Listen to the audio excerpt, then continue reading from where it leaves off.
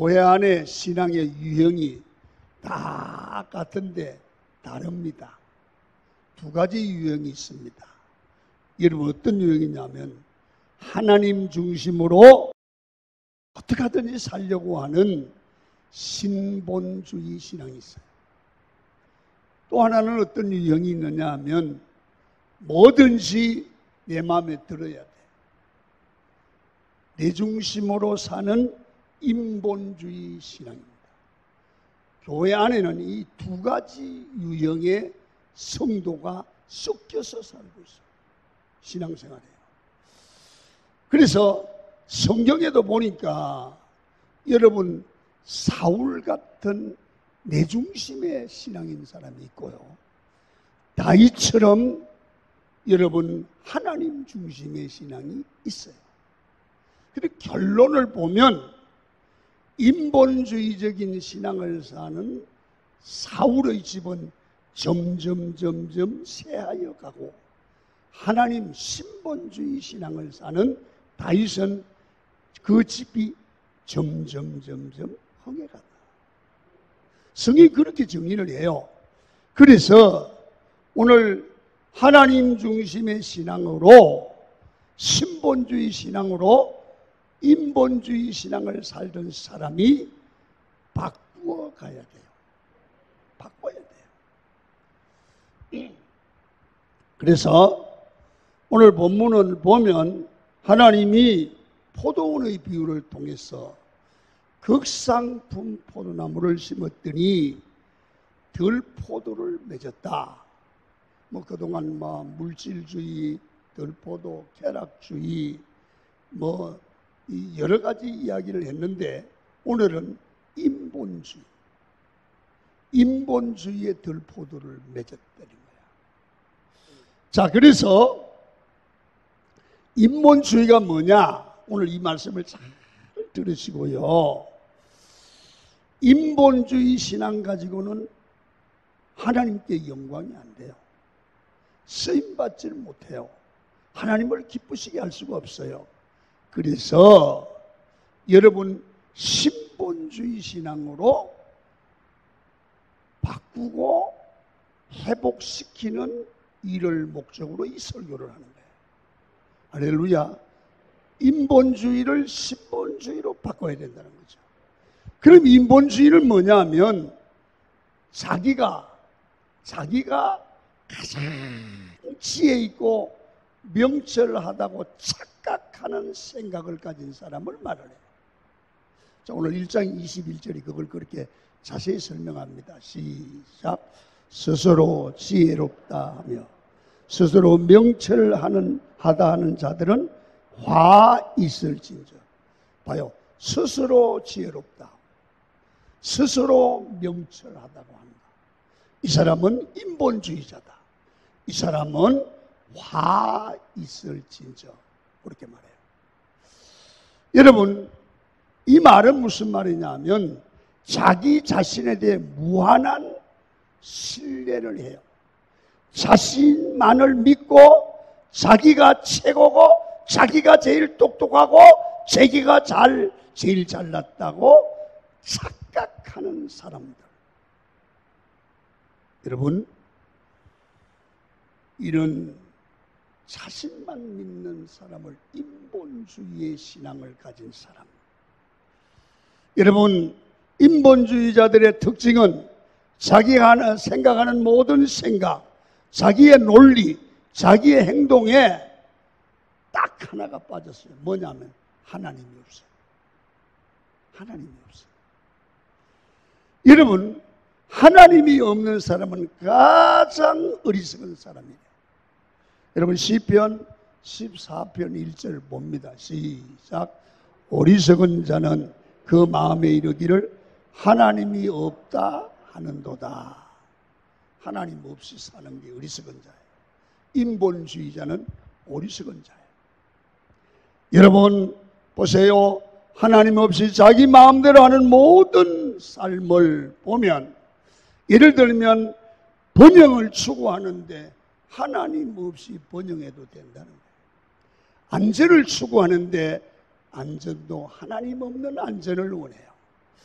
여러분, 질서를 잡는다고 하는데 하나님이 없는 질서, 그리고 평화를 추구하는데도 하나님이 없는 평화. 여러분, 행복과 형통을 말하는데 하나님이 없는 것. 여러분, 자기의 생각과 능력으로 다 되고 하나님이 필요 없다는 거예요. 하나님 없이 마음대로 해. 하나님이 없이 마음대로 불평하고 불만도 해. 하나님 없이 마음대로 자기 생각나는 대로 살아가요. 이게 인본주의예요. 여러분, 인본주의의 핵심은 뭐냐면 자기 자신을 믿는 거예요. 그래서 인본주의자들은 하나님 두려워하지 않아요. 하나님 무섭지도 않아요. 대적하고요. 결국에는 자기 중심으로 자기 생각대로 마음대로 하다가 끝에 가는 사울왕처럼 패망하게 되고 부끄러운 생애를 만들어가요. 그래서 인본주의는 하나님이 주시는 놀라운 구원과 축복을 다 놓쳐버리고 최후 끝에 가면 부끄러워요.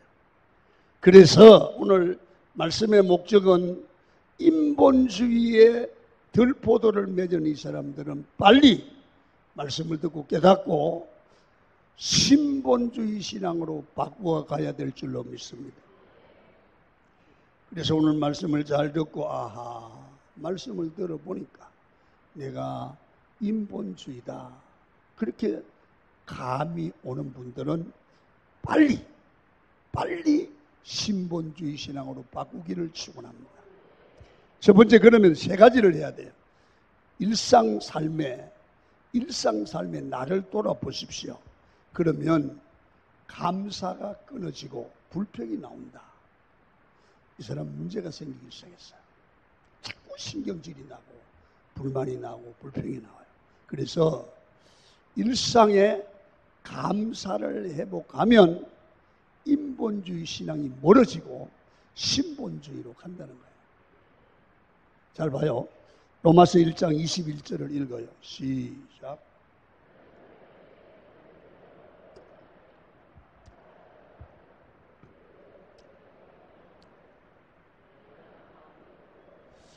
인본주의 특징은 뭐냐면 감사하지도 아니하고, 다시 말하면 감사가 없는 삶이라는 거예요.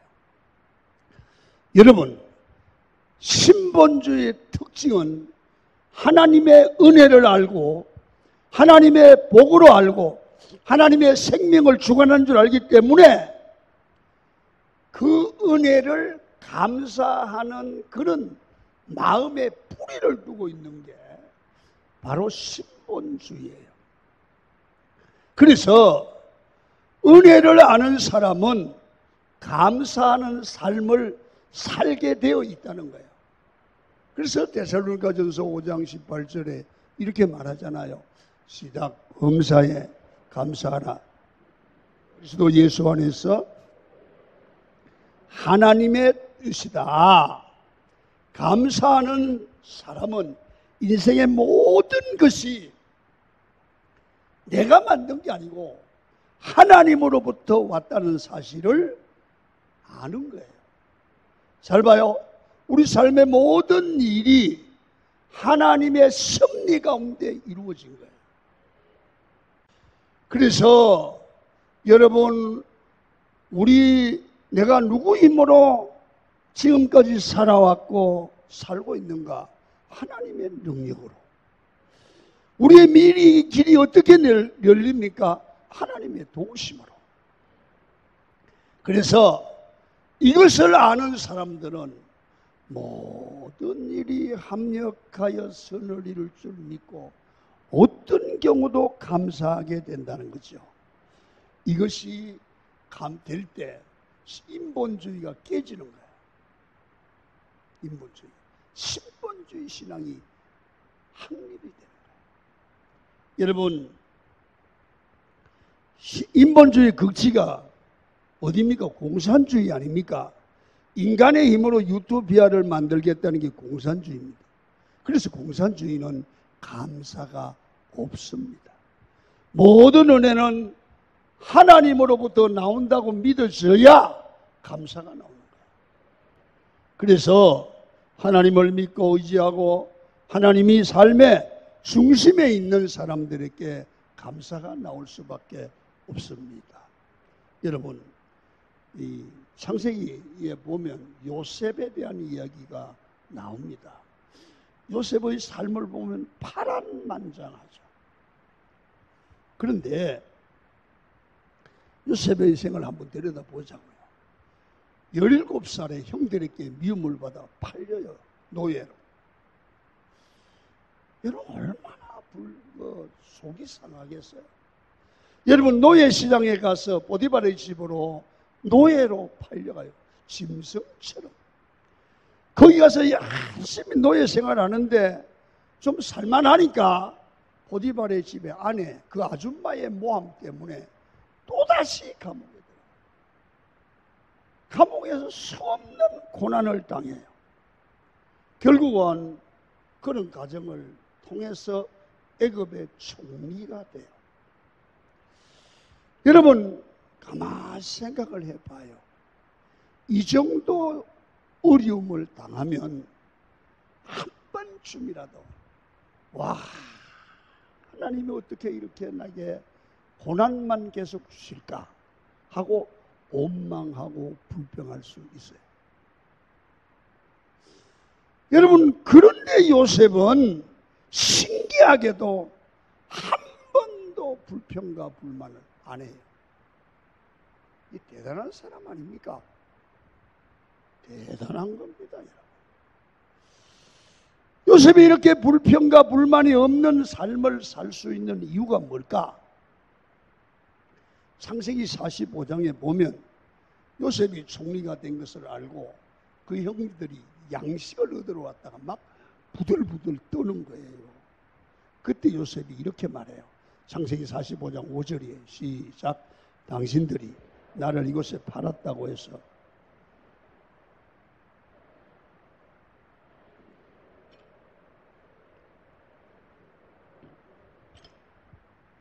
자, 잘 보세요. 여기서 굉장히 중요한 것은 요셉의 말 가운데 하나님이 있다는 거예요. 하나님이 생명을 구하시려고 나를 당신들보다 먼저 보냈다는 거예요. 다시 말하면 무슨 얘기입니다. 여러분 애굽에 팔린 것도 하나님이 개입했고 여러분 보디발의 집에서 모함을 받는 것도 하나님의 개입이 있었고 감옥에 가는 것도 하나님이 개입이 있었고 그리고 그것 때문에 총리가 됐다.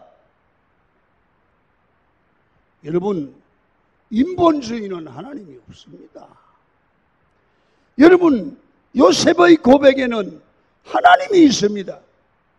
요셉이 가는 곳 불행과 축복 중심에 하나님이 있습니다. 하나님이 다 계획하시고 하나님이 다 진행하시고 하나님이 인도하신 거라는 거예요. 여러분 왜 인도했는가? 가뭄에 생명을 구원하시려고 요셉뿐만 아니라 요셉의 가족 전체 민족을 구원하려고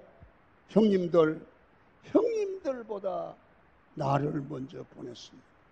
형님이 팔았지만 형님이 하신 게 아니고 하나님이 하신 것입니다. 여러분 합력하여 선을 이룬다고 믿을 때 요셉은 불평하지 않아요. 감사해요. 그것도 하나님의 섭리라는 거예요. 여러분 이게 신본주의 신앙입니다. 두 번째는요. 우리 예수 믿는 사람은 정말 신본주의로 가려면 여러분 구분하는 능력이 있어서 구별력이 있어서 경계선을 해야 될 것과 하지 말아야 될 것에 경계선을 분명히 그을 줄 알아요. 여러분, 인본주의자들은 자기 자신의 지혜와 명철을 믿기 때문에 자신의 지혜와 명철로 모든 것을 해결할 수 있고 그래야 잘하는 거라고 생각해요. 아니에요, 여러분. 인간은 뭐든지 할 수 있는 게 아니에요. 하나님이 하실 수 있는 거예요. 그래서 이걸 알아야 돼요. 인간은 제한적인 존재고 한계가 있고 연약한 존재입니다. 그래서 인간은 경계선을 분명히 긋고 살아야 돼요.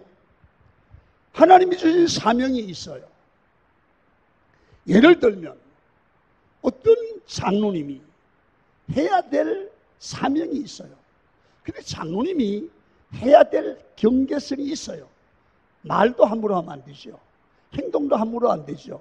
누구를 만나도 함부로 만나면 안 되죠. 그 경계선을 넘어버리면 부끄러운 인생이 돼요. 아멘입니까? 안 되는 거예요. 나는 여기까지다. 이게 마지노선이다.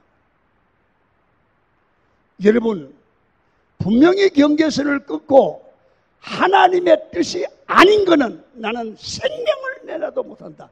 이게 경계선이에요. 여러분, 이 삶의 경계성을 잘 그었던 사람이 다윗 왕입니다. 여러분, 그는 왕이잖아요. 모든 것을 다 마음대로 할 수 있었어요. 그런데 그는 하지 않아요. 여러분, 하나님께서 자기가 백향목 궁전에 살면서 하나님의 전이 제 개가 이 천막에 있는 걸 알고 가슴이 아파서 하나님을 사랑하기 때문에 내가 성전을 기가 막히게 지켰습니다. 하나님이 너는 피를 많이 흘려서 안 돼. 그러면 하나님의 뜻에 안 된다는데 경계선을 긋고 그 이상 넘어서 성전 짓지 않습니다. 성전 지을 준비만 하고 아들대로 미룹니다. 자기가 할 수 있는 영역, 자기가 할 수 있는 영역, 해야 될 영역을 분명히 알고 그 경계선까지만 하고 그 이상을 넘지 않아요. 아멘 하시길 바랍니다. 가야 될 곳과 가지 말아야 될 곳이 있어요. 그 경계선이 있어요.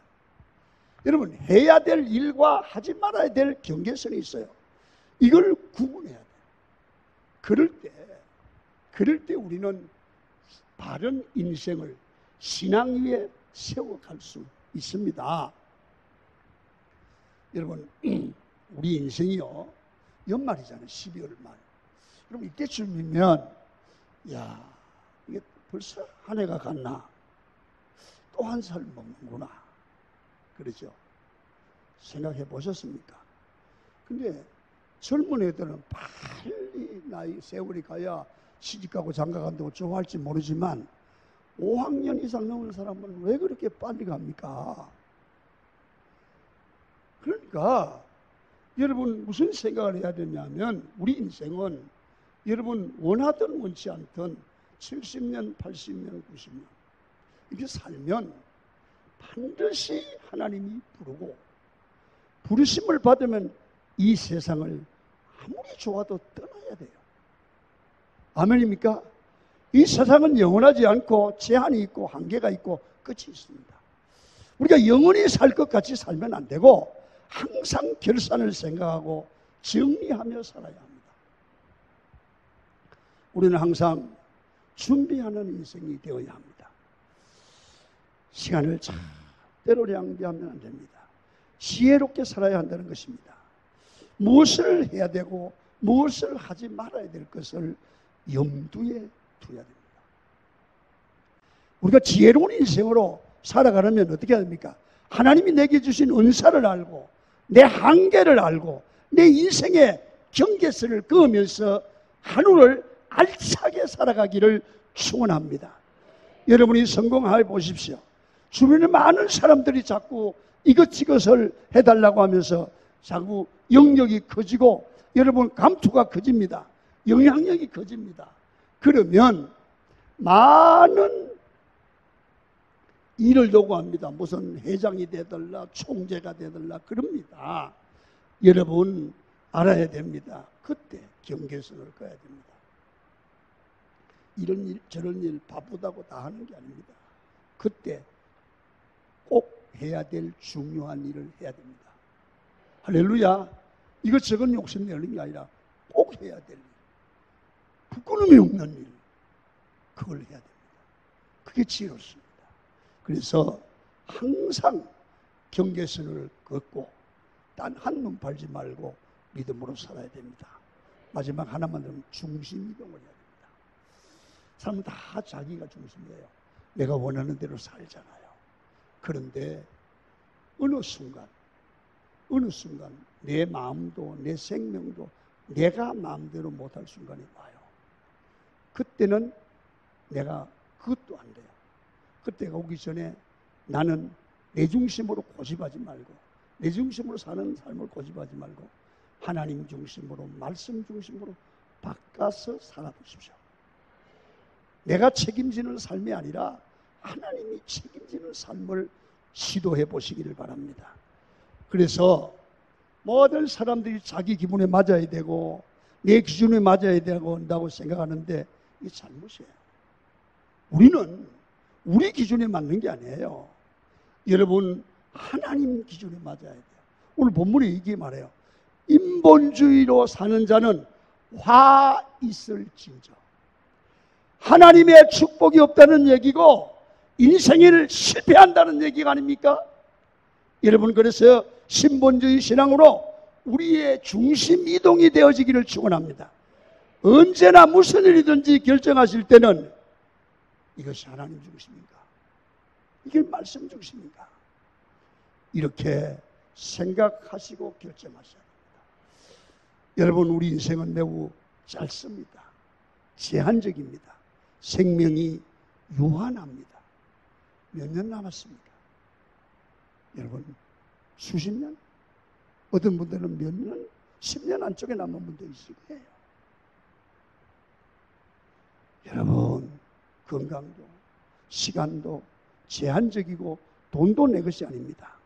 이제 인생을 신본주의 신앙에 집중하며 하나님의 뜻대로 살아보기를 축원합니다. 하나님의 말씀에 집중하고 사명에 집중하고 하나님의 뜻대로 살다가 내가 인생을 다 달려가는 내가 선한 싸움을 다 싸우고 달려갈 길을 마치고 믿음을 지켰으니 이제는 멸류관 받고 칭찬받을 일밖에 없다고 하는 바울의 고백이 여러분의 고백이 되기를 축원합니다. 여러분 많은 일보다 가장 내 인생에 중요한 일, 하나님을 기쁘시게 하는 일이 뭔가를 찾아서 그것을 향하여 최선을 다하는 여러분이 되기 위해서는 우리 인본주의 신앙을 이제는 내려놔야 돼요. 신본주의 신앙으로 바꾸지기를 주의 이름으로 축원을 드립니다. 2019년이 오기 전에 12월 한 달에 우린 기도하고 우리의 인본주의 신앙 요소들을 다 내려놓고 하나님의 복을 받을 수 있는 신본적인 신앙으로 여러분들이 변화되고 성장해가는 여러분이 되기를 주의 이름으로 축원을 드립니다.